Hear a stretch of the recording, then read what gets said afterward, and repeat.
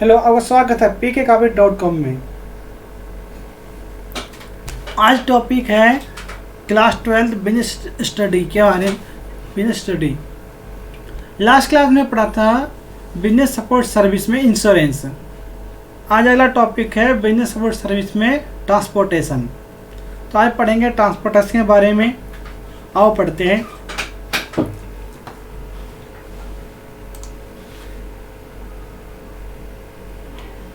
ये business study है 12th class के लिए, एनएस ओपन बोर्ड के स्टूडेंट के लिए।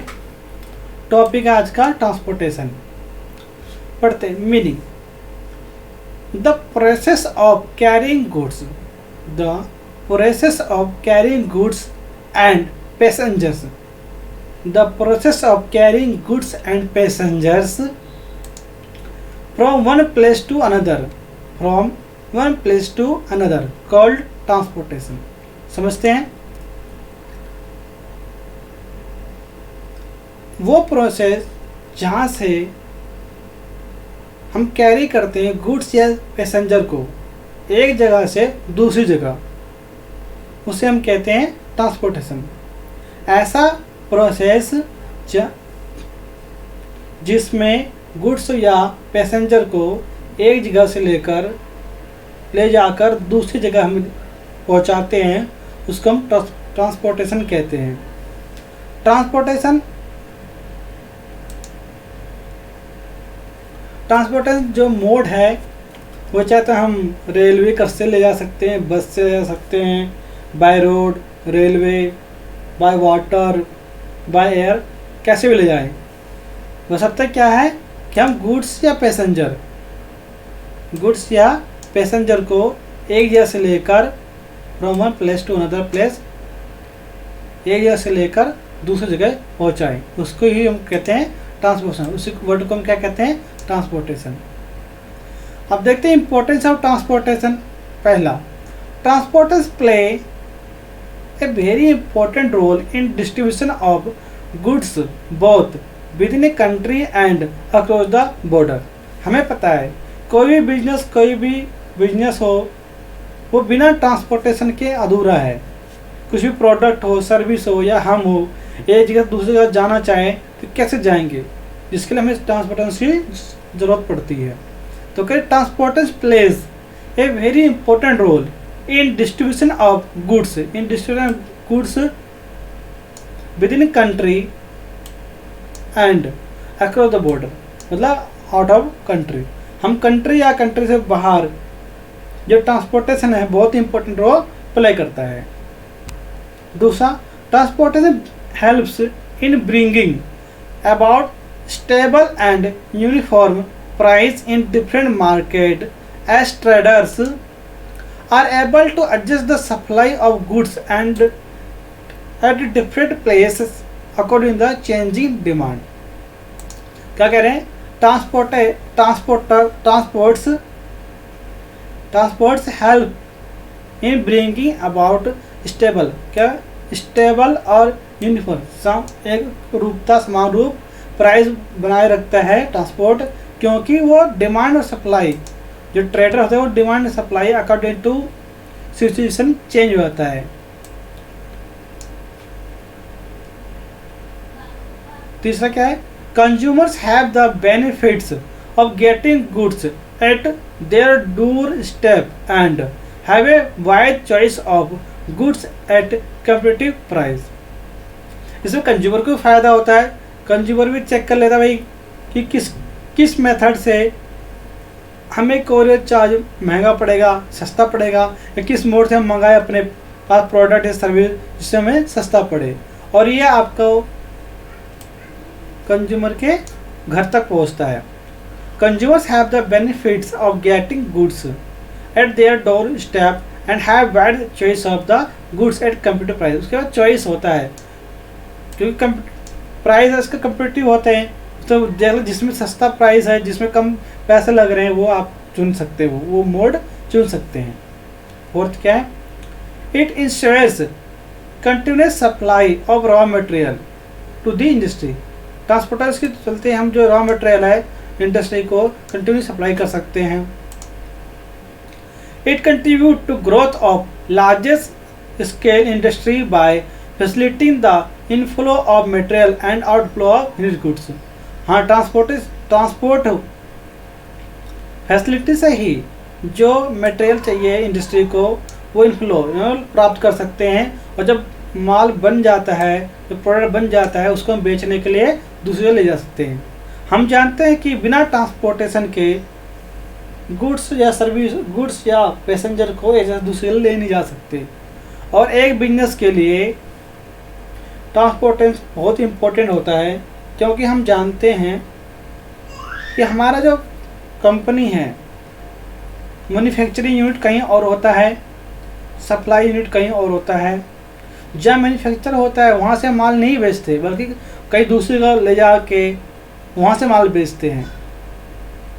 कंपनी होलसेलर को गुड्स देता है, होलसेलर रिटेलर को देता है, रिटेलर कंज्यूमर तक पहुँचाता है। तो इन सब के लिए ट्रांसपोर्टेशन आवश्यक है, क्योंकि कंपनी से होलसेलर तक माल पहुँचाना विदाउट ट्रांसपोर्टेशन इम्पॉसिबल है। उसी तरह कंपनी को जो प्रोडक्ट बना रही है उसके लिए रॉ मटेरियल, कच्चे माल की जरूरत होती है, वो कहीं और जगह मिलता है, किसी और प्लेस पे होता है, तो वहाँ से कंपनी तक, फैक्ट्री तक लेके आना ये ट्रांसपोर्टेशन की जिम्मेवारी होती है। वो ट्रांसपोर्टर के जरिए ही वो ला सकते हैं। आगे देखते हैं international competition in caused with the improved transport system. This makes global market accessible to the seller and buyer of different country. Transportation से ही इंटरनेशनल मार्केट इम्प्रूव हुआ है। क्यों पहले ट्रांसपोर्टर नहीं से था तो एक देश दूसरे देश में ट्रांसपोर्ट नहीं कर पाता था, माल भी नहीं भेज सकता था, ना ही वहाँ से इंपोर्ट कर सकता था। जब से ट्रांसपोर्ट सिस्टम इम्प्रूव हुआ है, कोई भी बिजनेसमैन एक कंट्री से माल दूसरी कंट्री में पहुंचा सकता है, और दूसरे कंट्री से माल वो एक कंट्री में खरीद सकता है। उदाहरण के लिए कुछ प्रोडक्ट हम यहाँ इंडिया में बनाते हैं, जो रॉ मटेरियल चाइना में मिलता है, तो चाइना से रॉ मटेरियल हमें इंडिया लेकर आना होगा। वो कैसे आएगा? ट्रांसपोर्टेशन से ही आएगा। अगर वो ना हो तो हम माल नहीं बना पाएंगे, कोई भी गुड्स प्रोड्यूस नहीं कर पाएंगे। एक बार देखते हैं meaning. The process of carrying goods and passenger, process of carrying goods and passengers from one place to another place called transportation. Passenger और गुड्स को एक जगह से दूसरी जगह ले जाना ही ट्रांसपोर्टेशन कहलाता है। और इसका इम्पोर्टेंट क्या है? पहला, ये हमारे कंट्री के अंदर और कंट्री के बाहर दोनों जगह इम्पोर्टेंट रोल प्ले करता है, क्योंकि बिना ट्रांसपोर्टेशन हम कुछ नहीं कर सकते। एक जगह दूसरी जगह ना माल ले जा सकते, ना हम खुद जा सकते हैं। दूसरा, ये प्राइस स्टेबल और यूनिफॉर्म रखता है, क्योंकि ट्रांसपोर्टेशन के थ्रू ट्रेडर्स जो होते हैं वो गुड्स और पैसेंजर को सही जगह पहुंचा सकते हैं। अलग अलग मार्केट में वो सही से इसको प्रोड्यूस कर सकते हैं, सप्लाई कर सकते हैं। क्योंकि अगर सप्लाई चेन खराब होगा तो कंज्यूमर को प्रॉपर गुड्स नहीं मिल पाएगा। तो ये जो ट्रांसपोर्टर होते हैं वो प्रॉपर इसको यूज़ करते हैं। अगला, consumer have the benefit of getting goods. Consumer को भी बहुत बेनिफिट होता है, क्योंकि तो घर बैठे सामान मिल जाता है, तो कहीं जाना नहीं होता है। वो दूसरों से कंपीटिव कर सकता है कि भाई किसका प्राइस ज़्यादा किसका कम है, और जिसका कम है उसको वो घर तक मंगा सकता है। ट्रांसपोर्टेशन ही रॉ मटेरियल प्रोवाइड करता है इंडस्ट्री को, और फिर गुड्स वो लेके जाता है बाहर। इस ट्रांसपोर्टेशन के जरिए ही हम इंटरनेशनल सेल माल जो गुड्स है सेल कर सकते हैं। अगला, मोड ऑफ ट्रांसपोर्टेशन। ट्रांसपोर्टेशन कितने मोड है? पहला है road transportation, by road. By road में क्या आता है? Transport by road is undertaken through animals, horse, camels, donkey, vehicles drawn by the animal, bulk cart and by the motor vehicle, van, truck, use of animal and vehicles drawn by animals have limited use only in rural area when are limited to local area. हमें पता है कि जो transport है by road उसमें हम animal से भी यूज़ किया करते थे, अब तो कम हो गया, पहले हम ज़्यादा यूज़ करते थे गांव एरिया में ब्लॉक कार्ट के द्वारा, बैलगाड़ी जिसे जानते हो, और अभी शहर में हो या सब जगह ट्रक चलते हैं, वैन चलते हैं जिससे हम गुड्स और पैसेंजर को लेके जाते हैं। बस हो गया। Transport within the city most goods traffic move to through truck with the consider convenient economical and. हम सब जानते हैं ट्रक से गुड्स एक जगह दूसरी ले जाना बहुत ही फ़ायदा होता है कि ट्रक में हम बहुत सारा माल रख सकते हैं और वो सेफ भी रहता है। दूसरा है rail transport.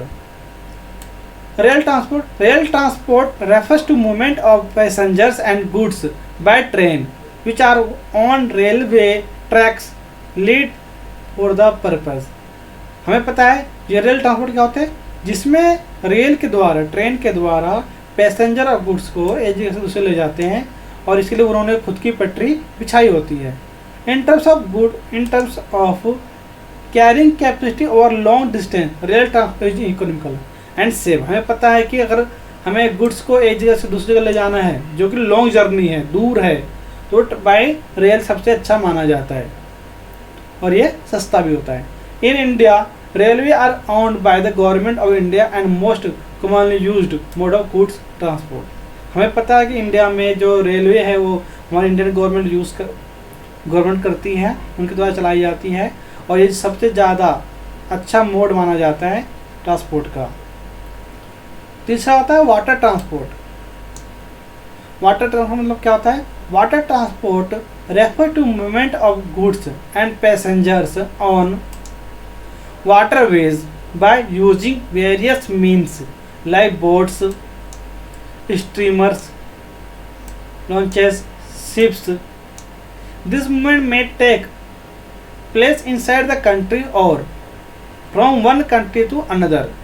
Movement of goods through Iceland waterway in India is highly limited because of unavailability of island waterway and limited facility. Transport by sea and ocean is quite common in coastal area and for international trade. It is relatively more economical for bulky goods to carried over long distance. समझते हैं water transport में क्या होता है? Water transport जो होता है वो पानी पे होता है, जिसमें बोट होते हैं, नाव, स्टीमर, जिसके द्वारा एक जगह से दूसरी जगह तक गुड्स और पैसेंजर को ले जाया जाता है। हमारे इंडिया में कोस्टल एरिया ज़्यादा नहीं है, तो इसलिए वो आइलैंड ज़्यादा नहीं होने की वजह से हम ज़्यादा इसका यूज़ नहीं करते हैं, लेकिन ये बहुत ही फ़ायदेमंद होता है एक देश से दूसरे देश में सी के द्वारा ट्रांसपोर्टेशन करना, और ये सस्ता भी होता है। जब हमें बहुत सारे गुड्स को एक साथ ले जाना होता है एक कंट्री से दूसरी कंट्री, तो ज़्यादातर हम इसका यूज़ करते हैं। एयर ट्रांसपोर्ट क्या होता है? Movement of goods and passengers by using aircrafts, it termed as air transport. हमें पता है जब हम गुड्स और पैसेंजर को बाय एयरक्राफ्ट ले जाएंगे तो उसको क्या कहेंगे? Air transport. It is the speediest mode of transport. It is the speediest mode of transport and it is mostly used for carrying passengers as for goods. Air transport is mostly used for goods of high value and low volume such as medicines, spare parts of machinery, electronic components. With the provision of large cargo plane, the use of air transport for goods has considerable increase within the country and for international trade. हमें पता है air transport क्या होता है? Airport transport जब bye craft या by air हम लेके जाते हैं, और ये सबसे अच्छा होता है, ये स्पीडेस्ट होता है, बहुत तेज़ी से जाता है। इसमें ज़्यादातर ऐसी वस्तुएं यूज़ किया जाता है जो ज़्यादा हाई वॉल्यूम वाली होती है, जैसे मेडिसिन हो गया, स्पेयर पार्ट्स हो गया, इलेक्ट्रॉनिक कंपोनेंट्स हो गया। ये लार्ज कार्गो से ट्रांसपोर्ट करती है, एक कंट्री से दूसरे कंट्री में इजीली वो ट्रांसपोर्ट करते हैं। आओ एक बार जल्दी से रिवीजन कर लेते हैं। आज हमने सीखा ट्रांसपोर्टेशन के बारे में। ट्रांसपोर्टेशन क्या होता है? ट्रांसपोर्टेशन का मतलब होता है गुड्स और सर्विस को एक जगह से दूसरी जगह ले जाना। और ट्रांसपोर्ट इंपॉर्टेंस क्या होता है? पहला इंपॉर्टेंस ये होता है कि भाई ट्रांसपोर्टेशन के बिना हम किसी भी गुड्स को बेच नहीं सकते, रॉ मटेरियल नहीं मंगा सकते, क्योंकि हमारी फैक्ट्री कहीं और होती है, सेल्स डिस्ट्रीब्यूशन पॉइंट कहीं और होता है। हम एक जगह से दूसरी जगह आ जा नहीं सकते। ये सब ट्रांसपोर्टेशन के थ्रू ही होता है। और मैं देखा कि कंज्यूमर को, ये ग्राहकों के फायदेमंद होता है कि ग्राहक अपने चाहते हैं कि घर बैठे हमें सामान मिल जाए, हमें कहीं जाना पड़े, तो वो घर बैठे ही उसका फ़ायदा उठा सकता है। और हम देखते हैं कि इंडस्ट्री को रॉ मटेरियल चाहिए, तो वो ट्रांसपोर्ट थ्रू दूसरी जगह से रॉ मटेरियल अपने पास मंगा सकती है। और जब रॉ मटेरियल फिनिश गुड्स में कन्वर्ट हो जाता है तो वो दूसरी जगह ले जाकर उसको बेच सकती है। और मैं देखा कि ट्रांसपोर्टर इंटरनेशनल गुड्स बेचने के लिए फ़ायदा होता है, इंपोर्ट करने के लिए, एक्सपोर्ट करने के लिए भी फ़ायदेमंद है। जब तक ट्रांसपोर्टेशन की सुविधा नहीं थी तो हम अपने कंट्री से दूसरे कंट्री में माल बेचने में बहुत ही ज़्यादा दिक्कत महसूस करते थे, हम बेच नहीं पाते थे। हमने देखा मोड ऑफ ट्रांसपोर्टेशन के, पहला है रोड ट्रांसपोर्टेशन, दूसरा है रेल ट्रांसपोर्ट, तीसरा है वाटर ट्रांसपोर्ट और चौथा है एयर ट्रांसपोर्ट।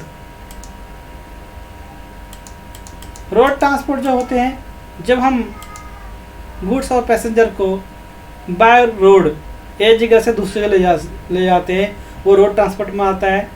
वो बल्क कार्ट हो गया जो एनिमल्स के द्वारा खींचे जाते हैं, वैन हो गया, ट्रक हो गया, ये सब हमारा रोड ट्रांसपोर्ट में आता है।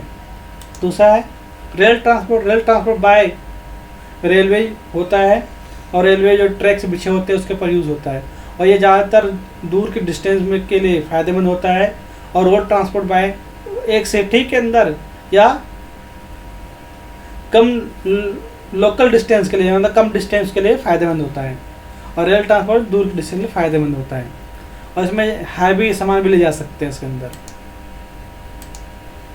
वाटर ट्रांसपोर्ट जनरली ज़्यादा हैवी गुड्स जो दूर एक कंट्री से दूसरे कंट्री के लिए यूज़ किया जाता है, वो बाय वाटर होता है, तो वाटर ट्रांसपोर्ट होता है।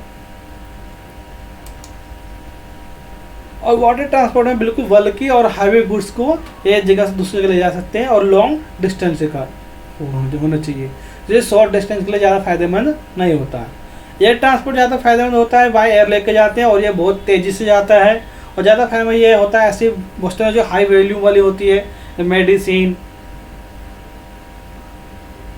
और ये थोड़ी कॉस्टली भी होती है। आओ आज का क्वेश्चन देखते हैं। Define the term transportation and it's different mode. हमें बताना ट्रांसपोर्टेशन क्या होता है, उसके डिफरेंट मोड्स क्या होता है। इसके आंसर फटाफट दीजिए कमेंट बॉक्स में, और आपने इस चैनल को सब्सक्राइब नहीं करके सब्सक्राइब कर लीजिए, और अपने दोस्तों के साथ वीडियो को शेयर कीजिए। Thank you for watching. मिलते हैं नेक्स्ट वीडियो में।